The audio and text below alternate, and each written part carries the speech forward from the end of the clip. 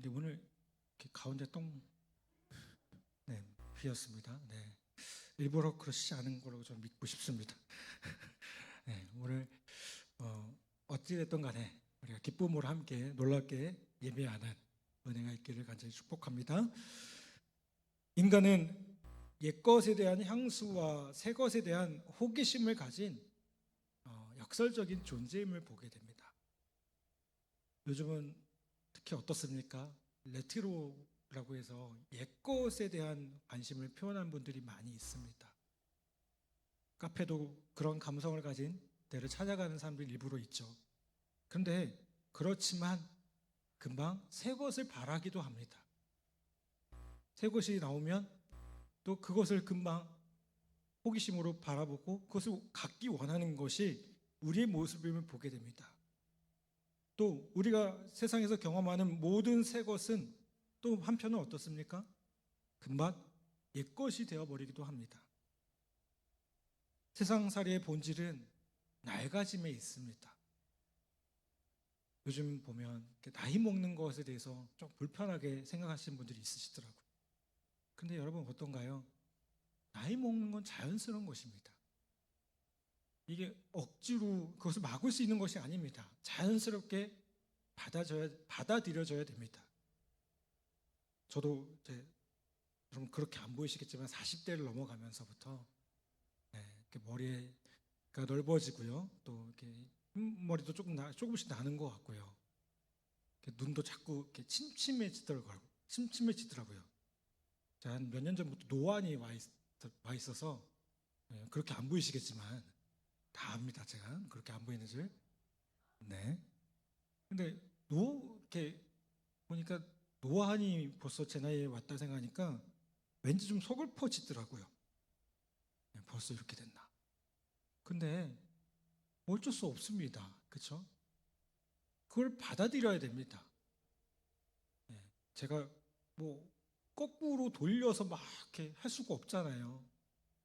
우리 오늘 교회 청년 하나가 여러분 아시는지 모르겠는데 그 라식 수술을 했더라고요. 되게 부러웠어요. 나도 하고 싶은데.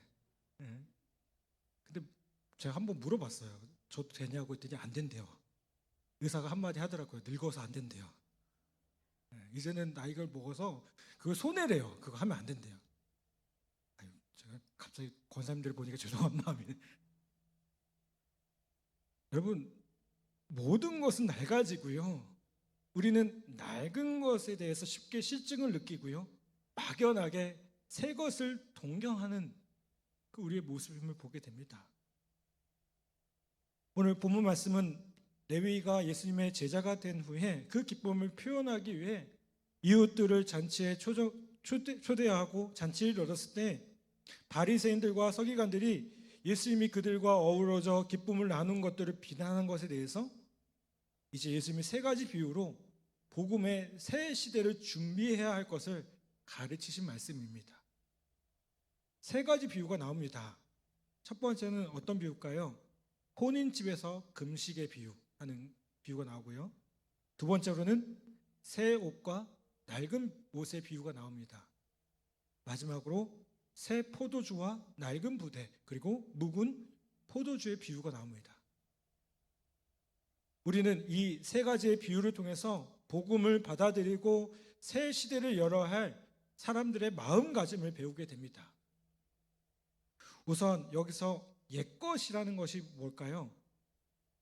옛것은요, 본질적으로 옛 언약, 즉 모세의 율법을 뜻합니다. 우리는 예수님이 이 모세의 율법을 가르치고 계셨다는 사실을 기억하셔야 돼요. 그리고 새 것이 나오죠. 새 것은 뭘까요? 새 언약, 예수 그리스도의 복음에 대해서 이야기하고 있는 겁니다. 여러분, 예수 그리스도의 복음은 그 시대에만 새 것이 아니라 복음의 본질이 영원히 새로워지는 것을 가르치고 있기 때문에 어느 시대나 영원히 새로워지는 진리의 소식입니다. 왜요? 우리가 이 복음을 받아들이면서 어떻게 됩니까? 새 사람이 돼요. 우리가 이 복음을 받아들이면서 옛것은 지나고 새 것이 되었다고 고백을 할 수 있어요. 아멘. 중요한 것은 우리는 새 것이 되게 하는 복음을 어떻게 받아들여서 새 인생을 맞이할 준비를 하느냐라는 겁니다. 우선 사람들이 새 것, 즉 복음을 받아들이지 못하는 이유에 대해서 생각해 보셔야 됩니다. 본문에 두 가지 비유가요, 그 이유에 대해서 이야기하고 있습니다. 첫 번째는 낡은 옷에 대한 애착입니다. 그래서 여러분, 새 옷의 천 일부를 낡은 옷에 붙여 낡은 천을 일부 보존하려는 시도를 할 수가 있습니다. 근데 이게 어떻게 될까요? 결국 낡은 옷과 새 옷을 다 못 쓰게 한다는 거예요. 요즘은 이렇게 양말 이렇게 수리해서 쓰시는 분들, 뭐라고 하죠? 꼬매서 쓰시는 분들 없으시죠? 근데 제가 어렸을 때만 해도 그런 분들이 많았던 것 같아요. 저도 그랬던 것 같고요. 양말에 빵꾸가 나가지고요. 아시죠? 네. 근데 조금 이렇게 발가락 쪽에 빵꾸가 나면 좀 괜찮은데, 그 뒤꿈치 쪽에 빵꾸가 나면 어떻게 됩니까, 보통은? 새 것을 이렇게 좀 붙이죠. 저만 그랬나요? 네. 근데 그게 오래 갑니까? 그 당시에는 어쩔 수 없어서 그렇게 했지만, 예? 예? 이게 이렇게 얘기하기가 너무 오래된 얘기인 것 같은데, 예. 그 당시에는 어쩔 수 없었지만 그 오래 가지 못해요. 그렇죠? 제일 좋은 건 뭐예요? 새 양말을 신는 거예요. 예. 예수님이 그런 얘기를 하고 있는 거죠. 낡은 것과 새 것 그렇게 이어붙이면 오래 가지 못한다는 거예요. 다 못 쓰게 된다는 거 얘기하고 있다는 겁니다. 두 번째로는 포도주의 비유입니다. 여러분, 우선 새 포도주를 낡은 부대에 담으려고 시도할 수가 있습니다. 그런데 여러분, 발효되지 않는 포도주를요, 낡은 부대에 담으면 어떻게 될까요? 그 부대가 터집니다. 또 어떤 경우에는 오래된 포도주를 좋아하는 사람은 어떻습니까? 새 포도주를 거들떠 보지도 않을 수도 있습니다. 그러면 여러분, 이 두 가지 비유가 공통적으로 제시하는 교훈은 무엇일까요? 예수님 시대나 오늘이나 율법에 젖어 살아온 사람들이요, 복음을 거절하는 이유에 대해서 이야기하고 있습니다. 그것이 뭘까요? 복음에 대해서 모른다는 겁니다. 복음에 대해서 무지하다는 겁니다. 새 옷의 매력에 무지하고요, 새 포도주의 맛을 모른다는 거예요. 복음의 진리를 모르고 은혜의 맛을 모르기 때문에 자꾸 어떻게 해요? 옛것을 붙잡으려고 한다는 겁니다. 다시 말하면 우리는 아직도 옛것, 옛 율법이나 도덕적인 한계를 모르고 있다는 겁니다. 여러분, 성경은 우리가 우리 자신을 모르고 율법의 한계를 모르는 이유에 대해서 뭐라고 하느냐? 우리가 죄인 되었기 때문이라고 말씀해요. 죄인에게는 어떻습니까? 자꾸만 옛것을 따르고 싶어하는 본성이 있어요. 그리고 뭡니까? 율법을 지킬 능력이 없어요. 완벽하게 지킬 능력이 없습니다. 그런 한계를 분명히 가지고 있다는 겁니다. 존 버년이 쓴 철로역정이라는 그 책을 보면요, 여기 주인공이 크리스천이라는 인물이 나옵니다. 이 크리스천이 멸망의 도시라는 곳을 떠난 지 오래되지 않아서 세속의 지혜자를 만나게 됩니다. 근데 이 세속의 지혜자가 뭐라고 하냐면, 크리스천에게 존 버년이 크리스천이 자꾸 어떻게 하냐면 좁은 길로 가려고 하거든요. 그러니까 좁은 길로 가지 말라고 얘기해요. 대신 도덕이라는 마을로 가서 율법이라는 선생을 만나라고 설득을 합니다.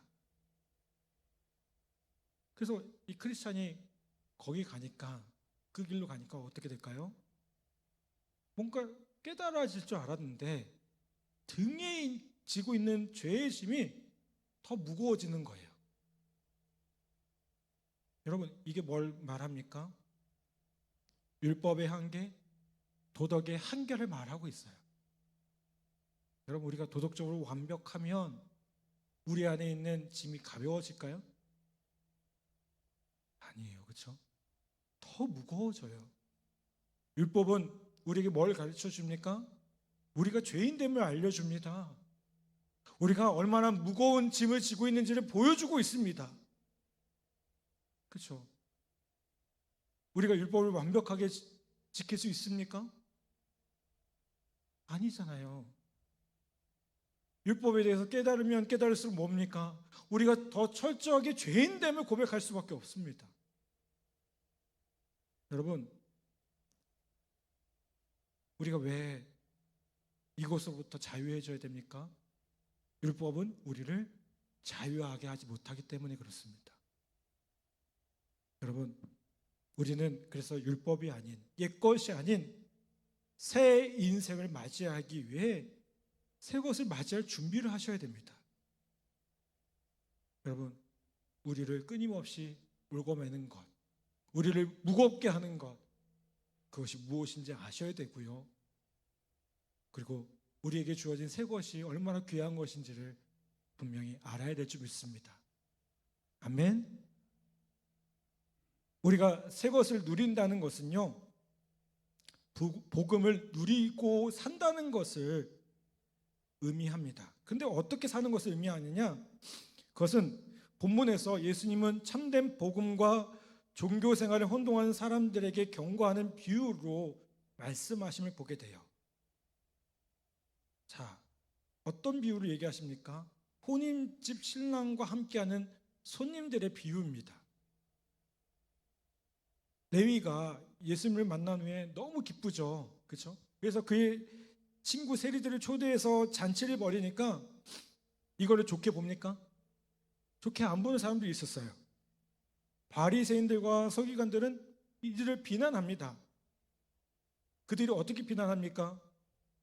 진지한 신앙생활은 금식하고 기도하는 것이야 하는데 왜 당신들은 어찌하여 먹고 마시고 즐기냐고 얘기해요.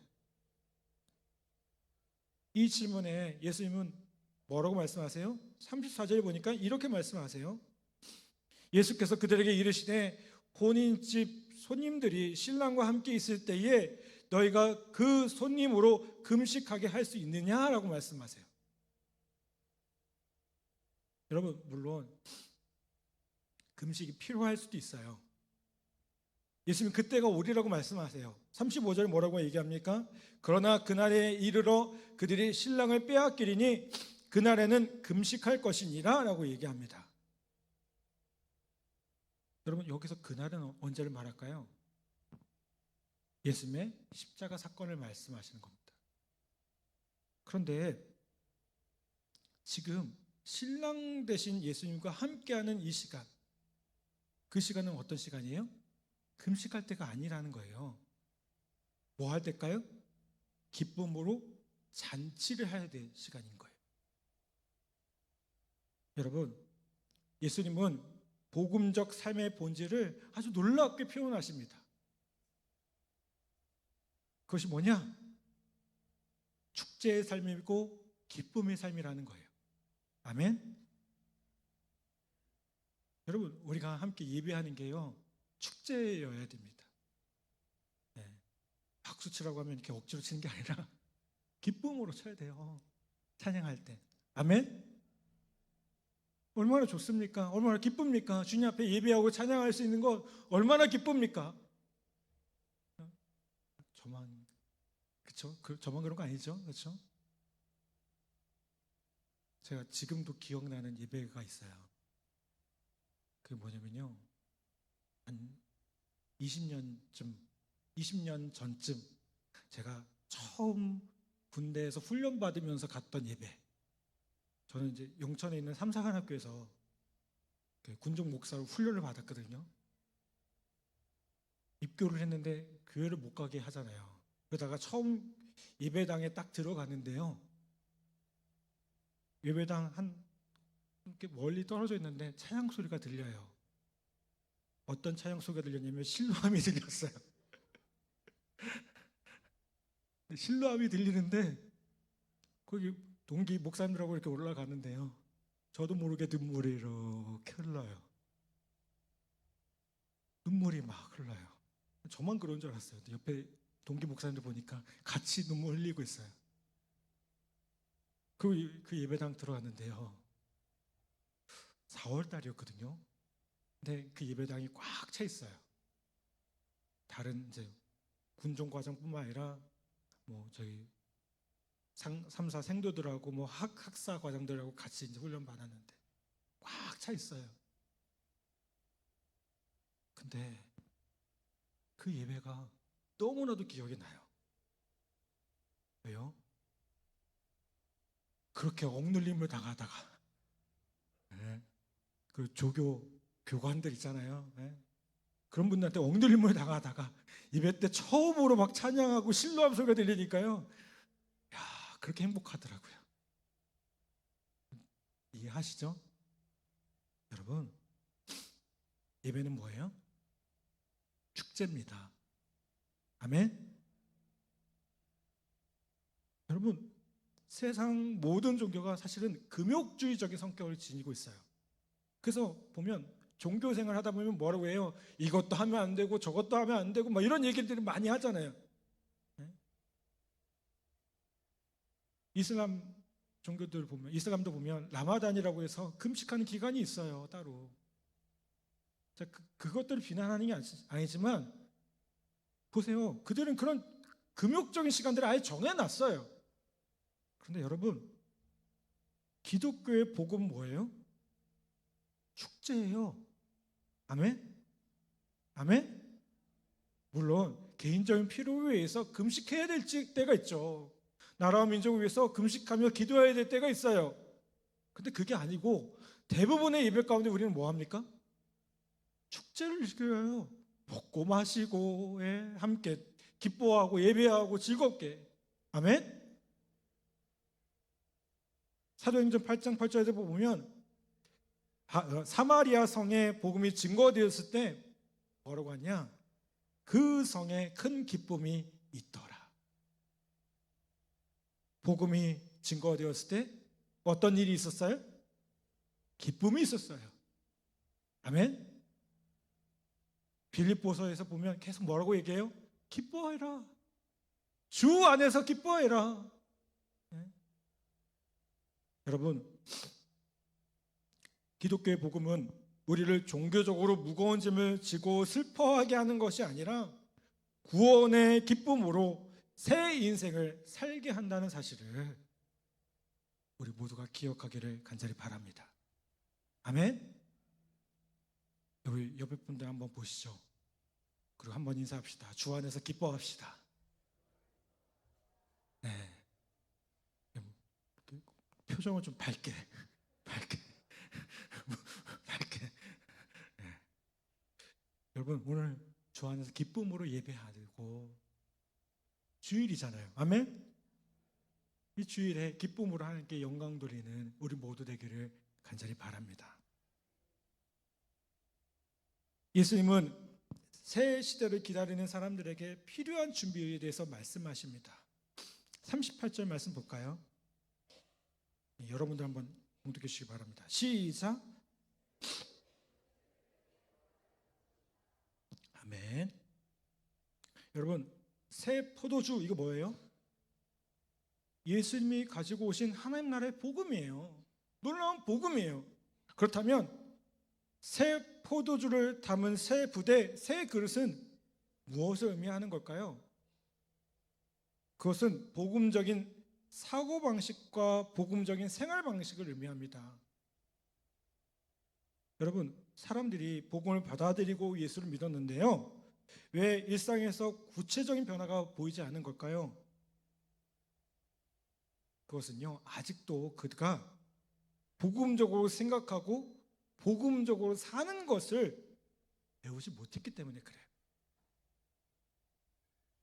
우리가 그리스도 안에서 새 인생을 기대함에 있어서 그 중요한 본질이 뭐냐면 주님이 주신 구원의 기쁨을 표현하는 것입니다.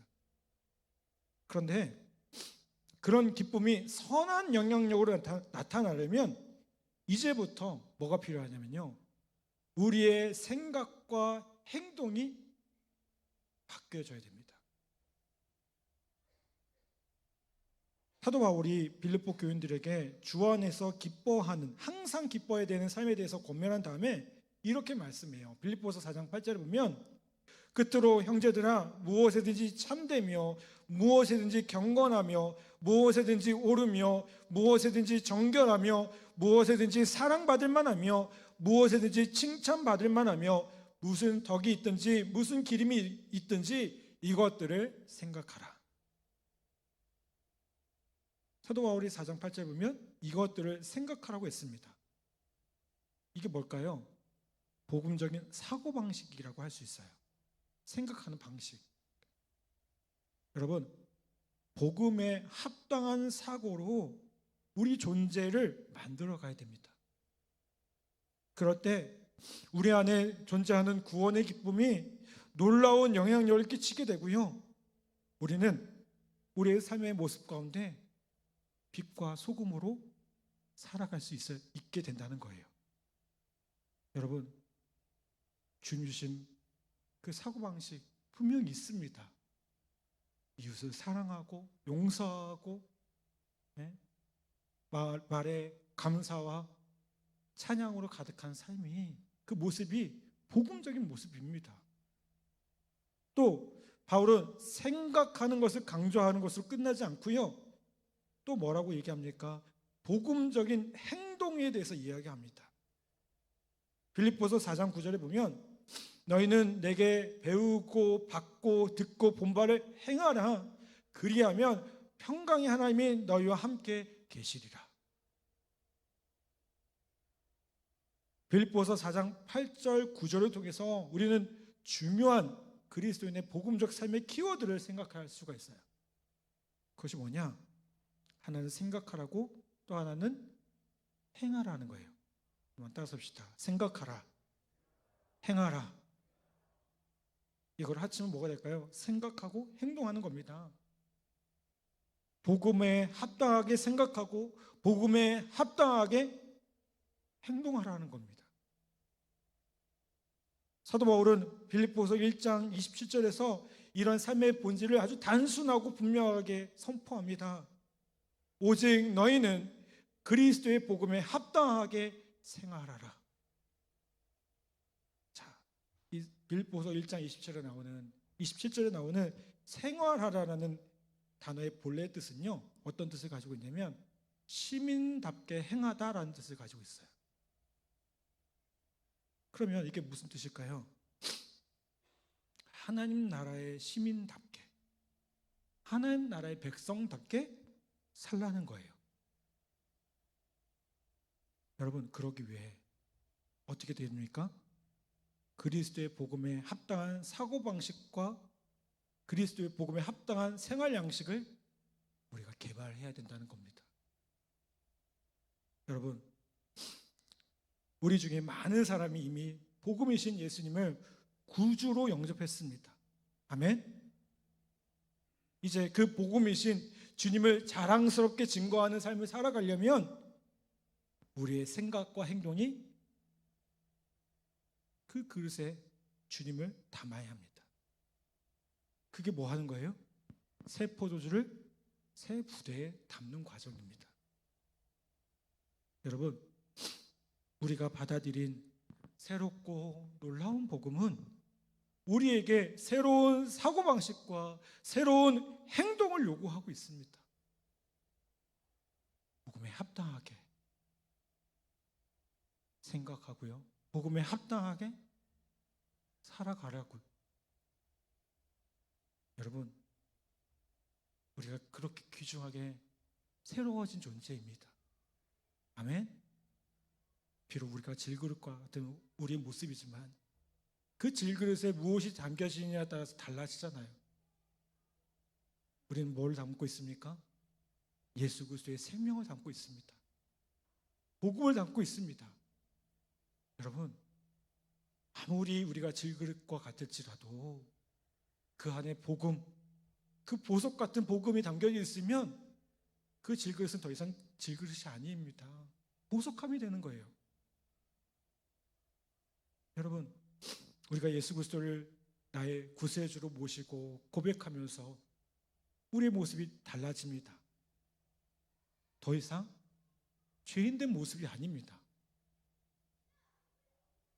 베드로후서에 뭐라고 얘기합니까? 너희는 왕 같은 제사장이라고 얘기합니다. 또 요한복음에서 뭐라고 얘기합니까? 하나님의 자녀된 권세를 주셨다고 말씀합니다. 아멘. 여러분, 그것에 합당하게 살아가기를 간절히 바랍니다. 우리가 하나님 나라의 백성 되었고요, 그것뿐만 아니라 왕 같은 제사장으로 살아가게 되었습니다. 여러분, 왕 같은 제사장이 어떻게 살아야 됩니까? 정말 행동 자체가 달라지지 않겠습니까? 네? 여기 우리 합동가정 계시는 집사님들, 이제 조금 있으면 대제사장 나가시잖아요. 대제사장 나가시면 어떻게 됩니까? 여기하고 또 다른 모습이신 것 같더라고요. 네. 그 대제사장으로서의 권위, 딱 지휘봉 들고 나가시면서, 그렇죠? 그 권위가 생기시지 않습니까? 여러분, 우리가 하나님 나라의 왕 같은 제사장이라는 사실을 다시 한번 기억하기를 간절히 바랍니다. 아멘. 세상이 우리를 힘들게 할지라도, 삶이 우리를 어렵게 할지라도 그것은 변하지 않습니다. 아멘. 제가 앞서 처음 예배 드렸던 그 모습에 대해서 얘기했잖아요. 얼마나 눈물을 흘렸는지 몰라요. 네? 그리고 딱 이렇게 끝나고 생활관으로 딱 왔는데요. 훈련받는 그곳 왔는데, 그때 그 훈육 장교 분이 그런 얘기 하다가 또 좀 뭐 잘못했나 봐요. 줄을 잘 못 맞춰서 갔나 봐요. 막 또 뭐라고 하는 거예요. 제가 무슨 생각했을까요? 나는 안 들려. 이러면 안 되는데 그 생각했어요. 왜요? 내가 목사인데 어쩔 거예요. 네? 그러면 안 되나요? 군인으로 합당하게 살아야 되나요? 근데 그런 마음이 생기더라고요. 자꾸 뭔가 힘이 생기더라고요. 여러분, 다시 한번 하나님 나라 백성으로서 자부심을 가지고 힘있게 살아가는 우리 모두 되기를 간절히 바랍니다. 아멘. 우리 인생이 새롭게 되었습니다. 아멘. 믿어지지 않으세요? 네, 우리 인생이 새롭게 되었습니다. 왜요? 복음 때문에. 하나님이 우리를 그렇게 다르게 부르고 계십니다. 하나님의 자녀라고 부르십니다. 세상을 창조하시고 온 우주 만물을 다스리시는 그분이 우리를 그분의 자녀라고 말씀하십니다. 그러면 우리의 삶의 태도가 당연히 달라지지 않겠습니까? 다시 한번 그렇게 변화되어진 새로워진 모습으로 주 안에서 복된 삶을 살아가는 우리 모두 되기를 간절히 바랍니다. 삶이 힘들고 어려울지라도 흔들림 없이 하나님 백성답게 살아가는 우리 모든 성도들 다 되시기를 주님의 이름으로 간절히 축복합니다. 이 시간 우리 말씀을 생각하면서 우리 같이 찬양했으면 좋겠습니다. 우리 주 안에서 내 영혼, 우리 같이 찬양할 텐데요. 우리 젊은 사람들이 참 많이 부르고 있는 찬양입니다. 우리 이 찬양의 가사들 한번